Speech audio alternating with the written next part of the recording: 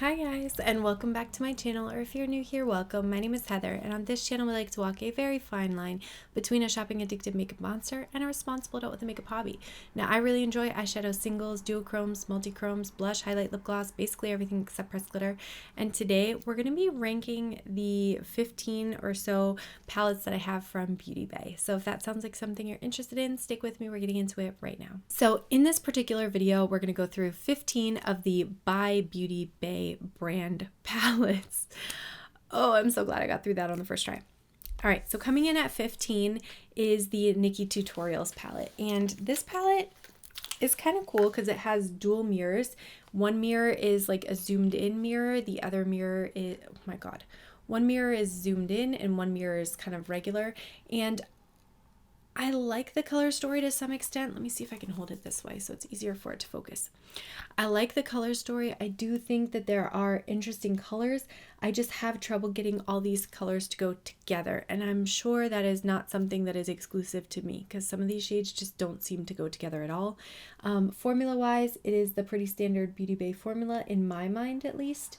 But it falls to the bottom because I'm like, what do I do with this? Every time I open it, I have no idea what I'm. Next up is the Ayo Coralie palette. This is the original palette that she did, coming in at 14, and it looks like this. Now, I think, first of all, the packaging on this, super cool. Like, love the packaging.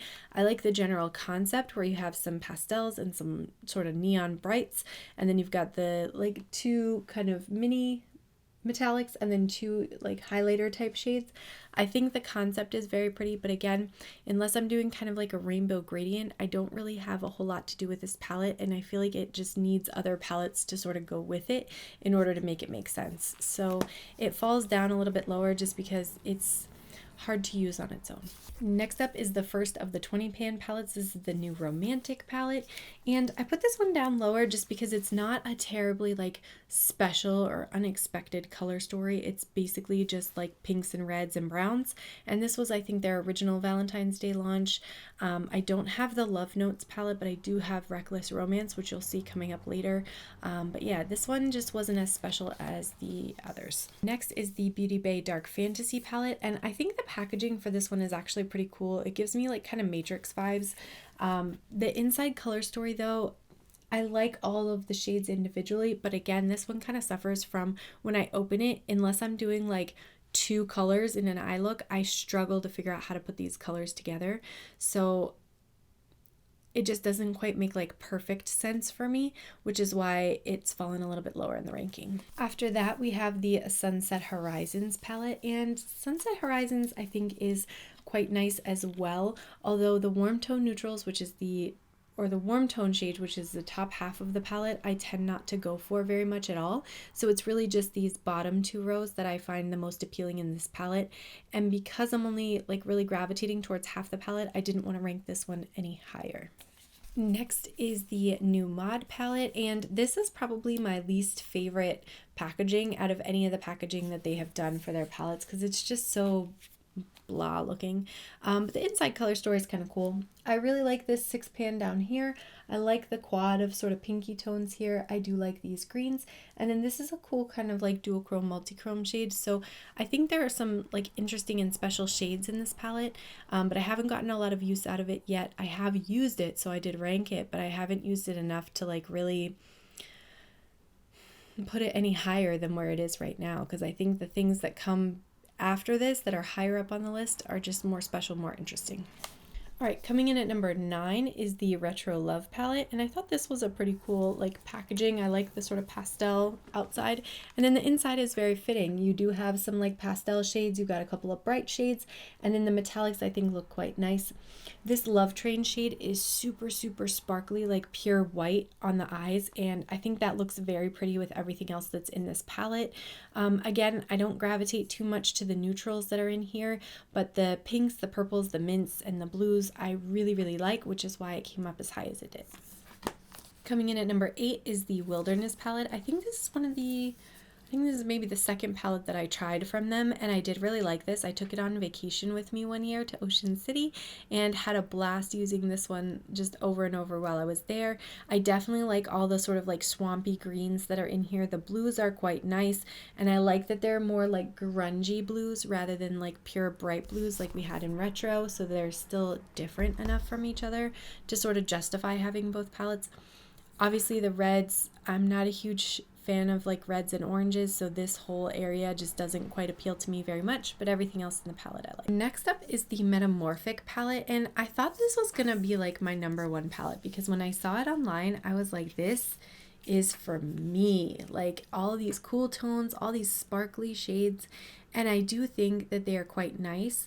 The metallics that are in here. What I think this palette suffers from is the fact that all of the mattes that they chose, which there are only 4, are redundant. And I'm like, if you are only going to put 4 mattes in a palette, they better be very distinctly different matte shades. And you've got these two kind of denim-y blue-gray shades, very similar. And then you've got this sort of taupey gray and a cooler toned gray. And I understand that they do go with the colors here, but they're just so similar. You didn't even make a lighter and a darker. Like these are both in the same depth, so that kind of frustrated me. I do think the shades are pretty, but I definitely use this as a companion palette for other things. I can't use this by itself because the mattes just aren't special enough. Okay, so now we have coming in at #6 is the second part of Ayo Coralie's collab, which this is the Freaky Diary. So this is one 8-pan, which looks like this. It's this cool kind of bright bubblegummy pink color story. You've got a pop of blue, a pop of gray. I could do without the pop of brown, and I do really like the metallics that are in here. So this one came all the way up to #6. And then the other half of that palette coming in at 5 is the, wait, these are both called My Freaky Diary? Oh, I see. So they're both called My Freaky Diary. This one is the Nebuleaux Secret, and this one is the Deuce Romance. So in this one, you have this like green, blue, purple kind of color story. You've got a sparkly black in here, which I really like. And I do really like this chartreusey green shade as well. So it came up to #5. Coming in at #4 is one of the big Beauty Bay palettes, which is the Neutral palette. And it looks like this. This was a gift from my mom and my stepdad last year for Christmas, and I really like this palette. I love the cool tones. I know it's neutral. I know this like shock, right? But the sort of like grayish undertone, the sort of taupey and purpley kind of undertones, I think are very flattering on my eyes. Now, obviously, I am not using neutrals 24/7, 365, but if I am going to use neutrals, it's going to be something like this. Then the last 3 palettes that I have, I really could have put in different orders, probably depending on the day, depending on my mood, but I'm going to leave it as it is right now. Coming in at #3 is Reckless Romance, and it's actually the eyes that I have on. This is the palette that I have on my eyes today. And I do really like this palette. I like the combination of sort of the grungy grays that are in here. You've got some like mauve-y and purpley shades. I like that you have kind of some pops of like a more deep, like true red. And then you've got this front row shade, which is definitely more of that like fuchsia-y purple shade, but you can really bring depth and color with those shades in your eye look. You do have a true black in here, which I appreciate. I don't really need this shade, nor do I need like the gold and the brown. But I'm glad if they were going to put neutrals in, they just put like 2 and moved on. You know what I mean? So for me, I really, really like this color story. Coming in at #2, this is the first Beauty Bay palette I ever picked up. And so it's a wonder I picked up the other ones because none of them have kind of lived up to the hype. But this one I really like. This is Book of Magic. I don't think I need to keep telling you guys that I don't need the neutrals in these palettes, but I really do like kind of green, blue, purple color stories. I like that you have this kind of cool squishy duochrome that's like a green with like a red base. I think that's a really pretty shade. This deep dark blue I think is very pretty on the lids as well. I like that you have a true black in here, and I do really gravitate towards the teals that are in here a lot. But this one was eked out very, very slightly by Age of Opulence. And this palette is just so fun. I love the super deep, intense jewel tones that are in this palette. This one has way more neutrals in it, which I definitely didn't need. And it definitely suffers from having a lot of like neutral sparkles, which then you're left only with these three metallics that are colorful. But the colorful part of this palette, I still think I have such a strong attachment to, even beyond Book of Magic. So I did put it up at number 1.